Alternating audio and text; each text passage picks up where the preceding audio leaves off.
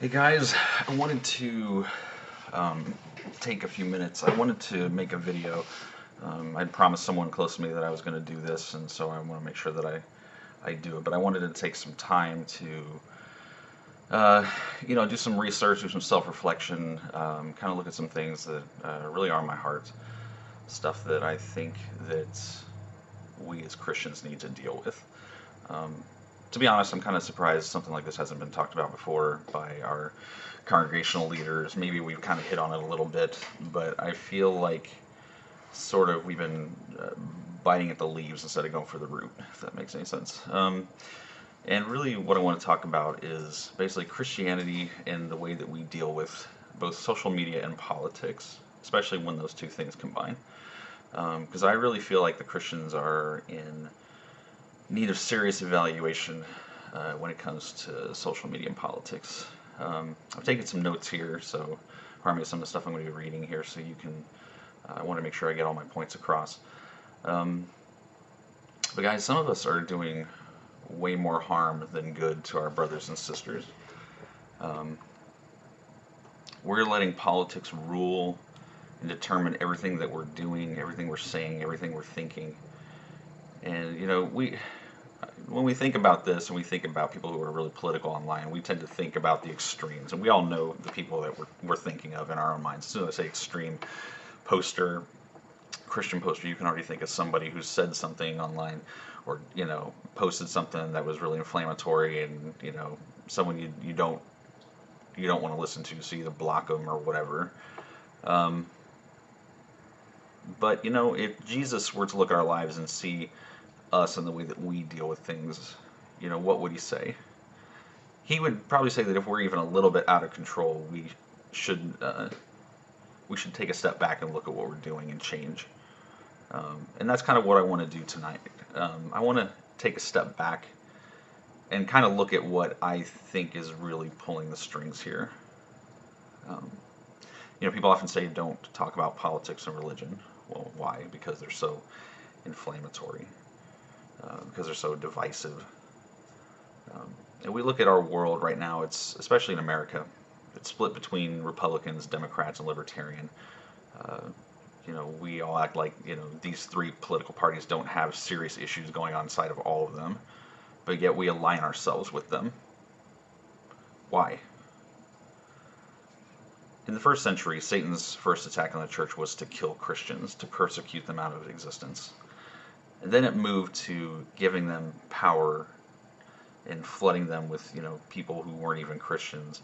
And both times, true Christianity took a huge hit. Today, what could Satan use that is more potent to fracture the church and destroy the ideals of Christianity in America more than politics? Because I got news for you. Jesus would not be a Democrat or a Republican or a Libertarian. He would be king, and we would be his servants.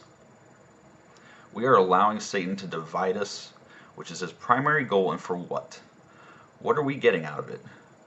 Judging and condemning our brothers and sisters? Electronically, no less, not even in person.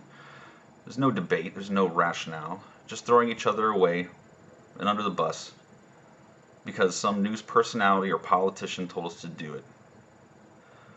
We're forgetting scriptures like Matthew 5:23 and 24, where it says, "Therefore, if you remember your brother or sister has something against you, leave your gift there in front of the altar. First go and be reconciled to them, then come and offer your gift." It talks about Matthew 6:14 and 15, forgiving other people who sin against you. Romans 12:18, as much as it depends on you, live at peace with everyone. Matthew 18:6 through 8, causing people to sin. Jesus says, such things are bound to come, but woe to him through whom they come. We ignore so many scriptures that tell us to work on fixing our relationships. It's what defines us as Christians, to unite people who have no business being together in the world's eyes. And we are believing the lie. If we thought our brothers and sisters were our enemies, we'd still ignore scriptures like Matthew 5:43, which tells us to love our enemies. For those of us, who remember the time before all this social media stuff existed, back then we had to insult each other in person. Now here's how we interact. Somebody posts something, and you're not even part of the conversation, but you can run by and just be like, "You're wrong," and then run off, or you run in, "You're stupid," and then run off. And then before you can even reply, the person's blocked you or unfriended you or whatever, and you never even get a chance to talk to each other. Is that really how we're supposed to act?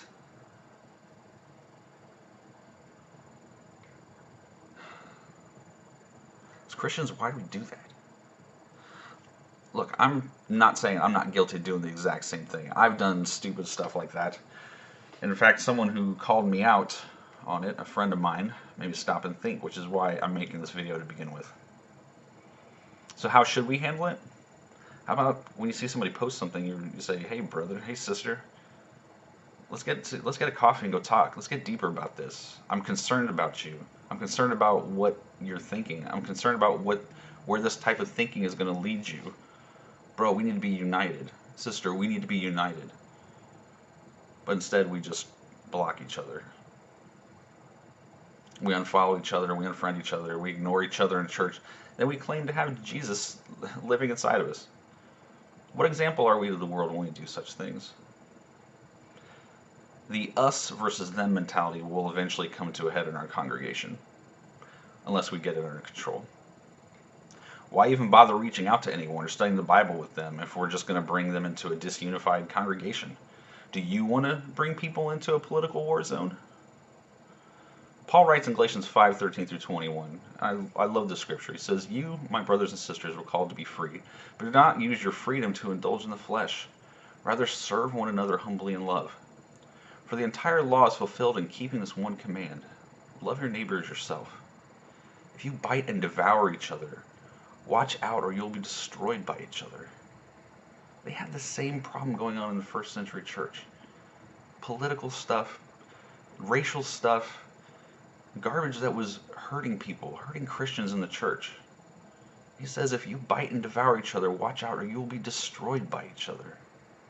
So I say, walk by the Spirit, and you will not gratify the desires of the flesh. For the flesh desires what is contrary to the Spirit, and the Spirit is what contrary to the flesh. They are in conflict with each other, so that you are not to do whatever you want. But if you are led by the Spirit, you are not under the law. The acts of the flesh are obvious: sexual immorality, impurity, debauchery, idolatry, witchcraft, hatred, discord, jealousy, fits of rage, selfish ambition, dissensions, factions, and envy, drunkenness, orgies, and the like. I warn you as I did before that those who live like this will not inherit the kingdom of God. When we see people who, these personalities online, personalities on TV, telling us that, if you're not like me, you're different. I'll get into this here in a minute, but you're different, so you need to be, ostracized. Is that coming from the Spirit, or is that coming from the flesh? If they're sowing seeds of discord, selfish ambition, dissensions, and factions, is that from God? Do we really think that those things are from God? Is that the type of stuff we want to share and post around and enforce on our brothers and sisters? Are you serious? I was talking to a key facility trainer in the entertainment industry. I won't give her name out for this particular video, but we had a great conversation, and she talked to me about 3 keys to communication. She said eye contact, body language, and inflection. She said that most business dealings before the social media age had to deal with all 3, and people were able to work out things together. But even on the phone, you lose eye contact and body language, but you can still get inflection, which can still maintain some type of civility, or so you can you at least get the idea of what people are trying to say. But electronic social media ignores all of that. We've all typed something online and had someone misinterpret what we're saying, thinking that we're being more hostile or being confrontational, when that's not what we're trying to do at all. It's just because they don't get the eye contact, they don't get the body language, they don't get the inflection. There is no sarcasm font online. We as Christians are on a spectrum that we're being divided on, and that is emotion and logic. One political party tends to use emotion to spur on the deeds and actions of their constituency. and the other one plays on a logical spectrum. The pitfalls are that on the logical spectrum is that people will write off their brothers and sisters because they think they're stupid or brainwashed. Those on the emotional spectrum will write off their brothers and sisters for being heartless, uncaring, or evil. Most of us fall in the middle somewhere. We all have logic, we all have emotion. But society is pushing us apart. You can't listen to them, they're racist. You can't trust them, they always lie. You can't worship with them, they're hypocrites. But what if we flip the script? Those of us who are more on the emotional spectrum in the kingdom tend to see needs and hurts and are generally quickest to help people. And those of us who are on the more logical side provide the stability and guidance to, make sure that we aren't being fooled or irresponsible in our efforts. We need each other. We need people on both sides. We think about the scriptures in 1 Corinthians 12 talking about that, the eyes and the ears. And it holds so much weight here. For example, if we gave to every cause that beckoned us, as a congregation we'd be bankrupt. But if we stood around logistically holding onto our plans and decisions, we'd miss incredible opportunities to help people. Christianity needs compassion and discernment to be most effective. Paul also says here in Galatians 5:7-10, it says, "You were running a good race. Who cut in on you to keep you from obeying the truth? That kind of persuasion does not come from the one who calls you. A little yeast works through the whole batch of dough. I am confident in the Lord that you will take no other view. The one who is throwing you into confusion, whoever it may be, will have to pay the penalty." You can easily put this into political persuasion. Whoever convinces us to divide ourselves is not the one who calls us. It only takes a little bit of dissent to work its way through our whole congregation. I was thinking about, when I was coming up with this, writing all this stuff down, I was thinking about a very simple way to describe what I'm talking about. So, sort of like the parable of the soils. Imagine, for example, that you are the soil. Every time you learn a truth for ourselves, it's like we're given a seed that we plant in our soil, inside of ourselves.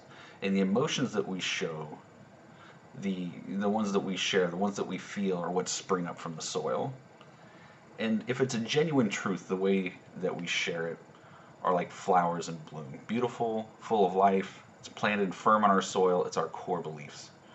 Our negative and angry and hurtful emotions are like weeds that can choke out our beauty, our life, our ability to provide life to those around us. When we get outraged because of politics, is it because of something we've actually experienced? Or is it something we've been told we've experienced? Are our emotions grown from our own soil? Or are we being handed these weeds that are disguised with little flowers on them? Because when we're just handed these flowers, they may indeed seem like truth, but there is no root, and they quickly die. When we hear or read something online, we may rant and rave about it online and condemn anyone who doesn't like our beautiful dead flowers. We throw each other away, and 2 days later, we've destroyed our relationships for something we don't even remember, something that's not even embedded in us. Is that the type of garden that Jesus wants to find when we're done with this life? I hope not. Think about this. Politicians and political commentators get paid when we divide ourselves. They get ratings, and we get destroyed friends and family. Does that sound like a fair trade? Judas got 30 pieces of silver to betray Jesus. 30 pieces of silver is a lot of money. Some of us have betrayed Jesus for far less than 30 pieces of silver in the way that we trade compassion for condemnation.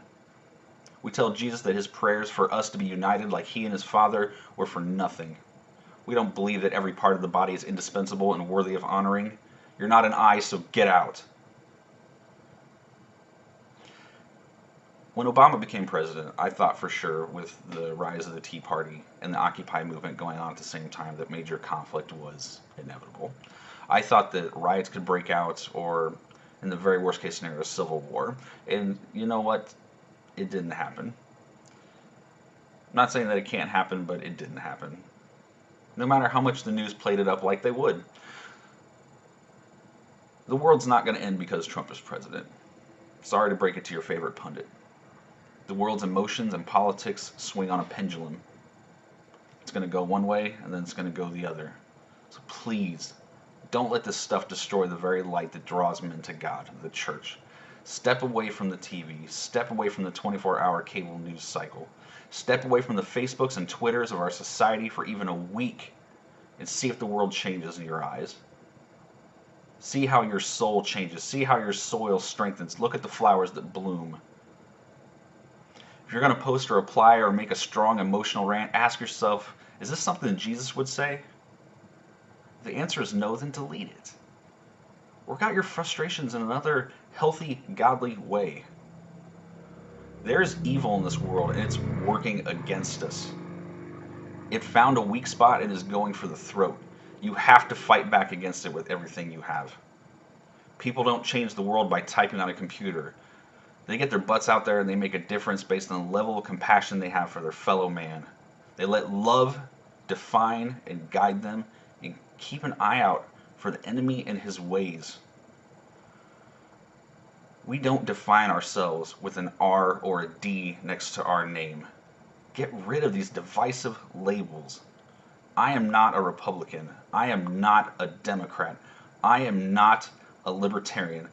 I am a Christian first and only. If you engage each other, let it be personally. Love each other deeply. Correct each other with mercy and compassion. If we think the world hates us for our actions and the way that we deal with things, remember Jesus said it hated him first. So let's turn off the computer and change the world.